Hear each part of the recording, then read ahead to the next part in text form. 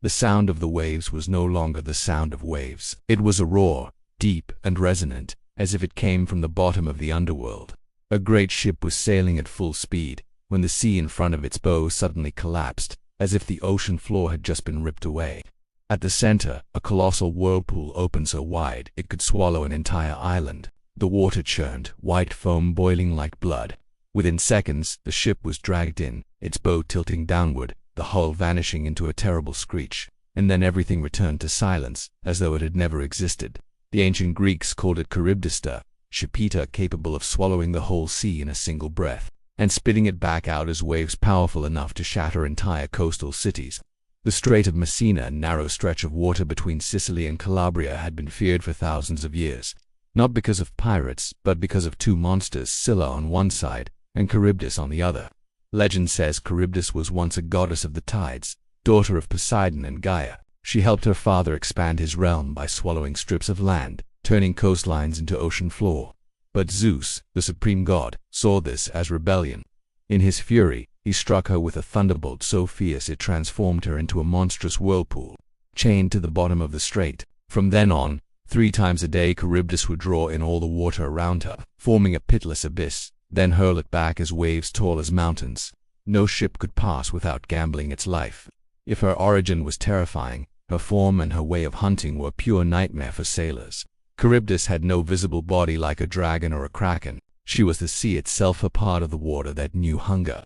Survivors spoke of how, when she opened her mouth, the surface of the water sank into a massive funnel, the center so dark even light disappeared. Her teeth were jagged rocks beneath the surface, sharp enough to tear apart anything caught. Her breath was a pull so strong it could drag entire pods of whales into the depths. What made her legendary was not just her form, but her powers no one could resist, swallowing the ocean in a single breath, twisting the currents to force ships into her trap, and destroying invisibly, for no one can slash water or stab the wind.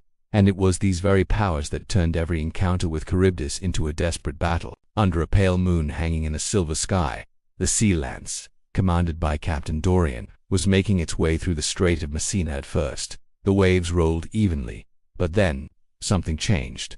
The wind died, the sound of the waves faded.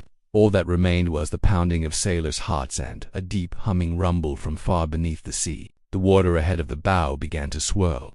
Foam rose thick on the surface. First Mate Arthas turned pale. Charybdis, she's awake. The hiss grew louder, like the sound of thousands of dragons drawing in a breath. The sea suddenly dipped, forming a massive whirlpool 5 times wider than the ship. The rigging pulled taut as if about to snap, while the vessel spun in place without anyone steering. Sailors shouted, oars were lowered, but the pull was so strong it snapped the wooden shafts like twigs. In the chaos, Dorian remembered a legend. At the heart of Charybdis lay a treasure even the gods desired. If they survived, they could be richer than any man alive. But to reach it, they would have to let the ship fall into the very center of the vortex. Was it an opportunity or suicide? Dorian ordered the bow kept steady, fighting the spiral. Waves rose like walls of water, pounding the deck like the blows of a giant hammer. Suddenly, from the center of the whirlpool, 2 golden lights flared, enormous eyes opening, as wide as the ship's sails. The roar came not from a mouth, but from the entire sea itself. The ship shook violently, as though the ocean meant to swallow the sky. A secondary whirlpool slammed into the hull, sweeping 2 sailors into the water. Their cries vanished the moment they touched the surface. In a split-second decision, Dorian seized the largest harpoon, aimed straight into the heart of the vortex, and hurled it. The impact cracked like a thunderclap. Instantly, a massive column of water erupted, flinging the ship out of the spiral and hurling it into calm seas. By sunrise, the Sea Lance had drifted ashore, its hull badly damaged, only half the crew still alive.